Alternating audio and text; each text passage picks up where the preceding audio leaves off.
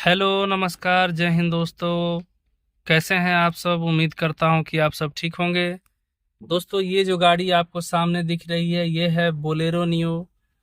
और ये गाड़ी जो है मैंने अभी अभी ली है और ज़्यादा दिन नहीं हुआ है लिए हुए। अभी 7,000 किलोमीटर अभी कंप्लीट होने को है। इस गाड़ी के बारे में कुछ नेगेटिव चीज़ें हैं जो मैं आप लोगों से इस वीडियो में शेयर करने वाला हूं। इस गाड़ी के जो कॉन्स है आज के इस वीडियो में मैं आपसे शेयर करने वाला हूं, तो वीडियो को पूरा अंत तक जरूर देखिएगा। दोस्तों, चलिए शुरुआत करते हैं आज के वीडियो का। क्या क्या ऐसा चीज़ है जो इस गाड़ी में मुझे नेगेटिव लगा है। सबसे पहले हम लोग बात करें दोस्तों इस गाड़ी के प्राइस रेंज की, तो जिस प्राइस रेंज के अंदर में ये गाड़ी आता है हम लोग को मिलता है, वह जो प्राइस रेंज है उसके लगभग में आपको ब्रेजा मिलेगा। फोर्ड का इको स्पोर्ट, तो फोर्ड तो चला गया अभी इंडिया से। इको स्पोर्ट मिलता था, नेक्सॉन मिलेगा, नेक्सॉन का बेस मॉडल वगैरह आ जाता है। ये गाड़ी जो है आपको दिख रहा है ये प्रॉपर एसयूवी गाड़ी है और इसका प्राइस रेंज जो है उन सब गाड़ियों के लगभग बराबर का है। उस प्राइस रेंज में हम लोगों को बहुत कुछ दिया जा रहा है, फिर भी इंसान का इच्छा का जो पूर्ति होता है नहीं होता है।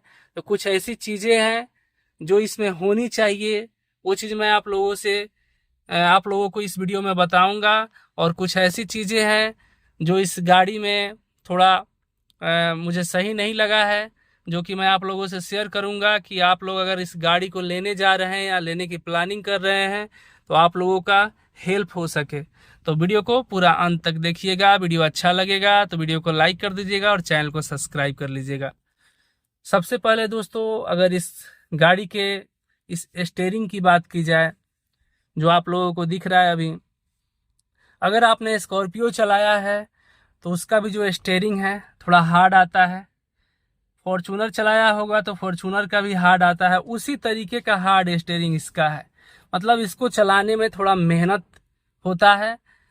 उसी तरीके से इसका जो यहाँ पे गियर आपको दिख रहा है, गियर को अगर नेक्सॉन वगैरह चलाते हैं या किया सोनेट चलाते हैं, ये सब गाड़ी अगर आप चलाते हैं तो उसमें आप ऐसे गियर चेंज करते हैं, लेकिन ऐसे इसमें नहीं होगा। इसके लिए आपको थोड़ा ताकत लगेगा ऐसे चेंज करने के लिए, क्योंकि ये प्योर एसयूवी गाड़ी है तो इसमें थोड़ा सा आपको ताकत लगेगा। और ये चीज़ मुझे इसमें कौनस लगता है, एक स्टीयरिंग का और एक गियर का। इसके साथ ही साथ यहाँ पे जो क्लच दिया गया है, ये क्लच आपको लाइट फुट नहीं मिलेगा। इसको आपको दबाने के लिए अच्छा खासा मतलब वर्कआउट करना पड़ेगा, जिसके वजह से आप थोड़ा सा अगर नया नया में लिए होंगे और आपने अभी छोटे गाड़ी से इस पे शिफ्ट किया होगा तो आपके यहाँ पे पैर में दर्द भी हो सकता है। तो यहाँ पे इसका क्लच भी हार्ड है, तो इसको भी दबाने में थोड़ा ये मेहनत करना पड़ता है। इसके अलावा दोस्तों, इस गाड़ी में जो इंफोटेनमेंट सिस्टम, म्यूजिक सिस्टम जो यहाँ पे आप लोगों को प्रोवाइड कराया गया है, जैसा कि यहाँ पे देख सकते हैं, इस म्यूजिक सिस्टम में हम लोगों को केवल ब्लूटूथ कनेक्ट दिया जाता है और यूएसबी से हम लोग स्क्रीन मिररिंग कर सकते हैं इस पे। जो कि मुझे ये फीचर ठीक नहीं लगता है। इसमें कम से कम अगर एप्पल कार प्ले नहीं हो तो कम से कम एंड्रॉयड ऑटो तो होना चाहिए था। ये चीज़ कंपनी को ध्यान रखनी चाहिए थी, ये चीज़ इसमें नहीं दिया गया है। ये है बोलेरो नियो का N10 टॉप वेरिएंट। इसके ऊपर एक और आता है जिसमें MLD होता है, मैकेनिकल लॉकिंग डिफरेंशियल होता है, जो कि अगर आपका एक चक्का फंस भी गया है तो एक चक्के में पूरा पावर आ जाता है। इसके ऊपर एक आता है, लेकिन वो सब ऑप्शनल गाड़ी है। अगर टॉप मॉडल की बात करें तो ये गाड़ी बोलेरो नियो का टॉप मॉडल है, इसको N10R बोलते हैं।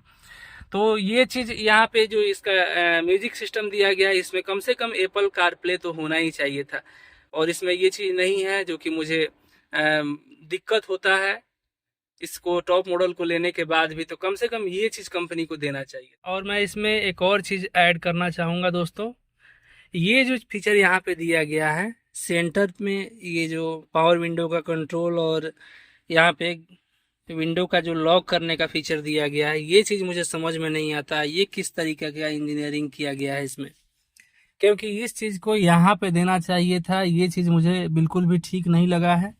और यहाँ पे जैसा कि आप देख सकते हैं यहाँ पे देना चाहिए था। आगे के दोनों डोर में इस चीज़ को नहीं देकर सेंटर में दे दिया गया है। ये चीज़ मुझे बिल्कुल भी पसंद नहीं आया है। लेकिन अगर वहीं हम लोग बात करें पीछे का, तो पीछे में यहाँ पे जैसा कि आप देख सकते हैं, यहाँ पे आपको प्रोवाइड कराया गया है। पीछे में पावर विंडो दोनों गेट में दिया गया है, लेकिन आगे में इसका सेंटर में कंट्रोल कर दिया गया है। ये चीज़ मुझे बिल्कुल भी अच्छा नहीं लगा है। ये चीज़ बिल्कुल गेट में होना चाहिए था। ये इंजीनियरिंग मुझे बिल्कुल भी अच्छा नहीं लगा है। तो आपको कैसा लगा है ये वाला, इसको आप लोग कमेंट करके जरूर बताइएगा। और ये गाड़ी जिस तरह से भारी भरकम है और हाइट इसका है चढ़ने के लिए, तो ऐसे चढ़ने के लिए इसका जो फुट स्टेप है उस पे पैर रख के स्टेयरिंग पकड़ के तो चढ़ जाते हैं। लेकिन दोस्तों यहाँ पे कम से कम एक ग्रैब हैंडल जो है पकड़ के चढ़ने के लिए होना चाहिए था। अगर यहाँ ना कंपनी ने दिया, कम से कम यहाँ भी उसको प्रोवाइड कर देना चाहिए था। यहाँ पे कम से कम ऐसे पकड़ने के लिए, यहाँ देख सकते हैं जैसे इसमें दिया गया है, यहाँ पे दिया गया है। ऐसे जब आप गाड़ी ड्राइव कर रहे होते हैं तो इसका जरूरत तो नहीं पड़ता है, लेकिन जब आप गाड़ी, जैसे अभी मैं साइड में लगाकर यहाँ पे गाड़ी में बैठा हुआ हूँ, तो यहाँ पे इसका जरूरत पड़ता है पकड़ने के लिए, थोड़ा सा हाथ को रिलैक्स मिलता है। ये चीज कंपनी को थोड़ा सा ध्यान रखना चाहिए था। बाकी कुछ ऐसी चीजें हैं जो मुझे इस गाड़ी में बहुत ही ज्यादा अच्छी लगी है, जो इस प्राइस रेंज में प्रोवाइड कंपनी कर रही है। उस चीजों को मैं अगले नेक्स्ट वीडियो में आप लोगों को शेयर करूंगा। लेकिन इस वीडियो में केवल इस गाड़ी का जो नेगेटिव मुझे लगता है वही चीज मैं आपसे शेयर करने वाला हूं। इसके साथ ही साथ दोस्तों, मुझे इस गाड़ी में एक और चीज का थोड़ा सा कमी लगता है। कंपनी ने जब इतना चीज हम लोगों के ध्यान में रखकर बनाया ही है, तो कम से कम यहाँ पे आप जैसा कि देख सकते हैं, अभी मैं यहाँ से इसको हटाता हूँ। यहाँ जैसा कि आप देख सकते हैं दोस्तों, ये जो इतना सारा स्पेस दिया गया है, 3-3 बॉटल होल्डर, या यहाँ पे स्पेस दिया गया है, यहाँ पे स्पेस दिया गया है, इतना सारा स्पेस इसमें प्रोवाइड हम लोगों को करा गया है। तो कंपनी को थोड़ा सा, जैसे अर्टिगा वगैरह में रहता है कि इसमें एक वेंट्स वगैरह दे देते हैं, जिससे कि आप कोल्ड ड्रिंक वगैरह या कुछ रख रहे हैं तो कूल्ड हो जाता है। ये चीज कंपनी को थोड़ा सा ध्यान देना चाहिए था, एक छोटा सा वेंट्स वगैरह इसमें प्रोवाइड करा देना चाहिए था। कहीं भी इसमें इसमें एक जगह प्रोवाइड करा देते, जिससे कि थोड़ा सहूलियत होता तो ज़्यादा अच्छा रहता। या कुछ गाड़ियां जैसे कि यहाँ पे प्रोवाइड कराती हैं, यहाँ प्रेस करने के बाद एक होल्डर बाहर निकल जाता है, जिसमें अपना कैन वगैरह या छोटा ड्रिंक वगैरह रख सकते हैं, जिससे कुछ ठंडा हो जाए, चिल्ड हो जाए। या वहाँ पे भी प्रोवाइड करा सकते थे, या इधर इधर के एसी वेंट के पास ही प्रोवाइड करा सकते थे। तो ये चीज़ कंपनी को अगर थोड़ा लगता है कस्टमर का ये, तो ये चीज कम से कम प्रोवाइड करा देना चाहिए था। बाकी की कोई भी ऐसी चीजें नहीं है जो मुझे इस गाड़ी में बुरी लगी है। बहुत सारी पॉजिटिव चीजें हैं जो मैं इस वीडियो में नहीं शेयर करूंगा। अगले वीडियो में आप लोगों को इस गाड़ी के बारे में बस सिर्फ और सिर्फ पॉजिटिव चीजें ही बताऊंगा। अगर ये वीडियो आप लोगों को अच्छा लगा है तो वीडियो को लाइक करके शेयर कीजिएगा अपने दोस्तों में, अगर आप इस गाड़ी को लेने जा रहे हैं या लेने की प्लानिंग कर रहे हैं तो। और चैनल को सब्सक्राइब नहीं किए हैं तो चैनल को सब्सक्राइब करके जुड़ जाइएगा दोस्तों। अभी तक मैंने इस गाड़ी को सिर्फ और सिर्फ 7,000 किलोमीटर तक ही चलाया है। अभी बाकी जैसा जैसा इसमें जो भी चीज़ होगा या कोई दिक्कत मुझे लगेगा, मैं आप लोगों से आगे के वीडियो में ज़रूर अपडेट करते रहूँगा। आप लोगों को यह वीडियो कैसा लगा है कमेंट कर जरूर बताइएगा दोस्तों। तो ठीक है, मिलते हैं अगले वीडियो में। नमस्कार।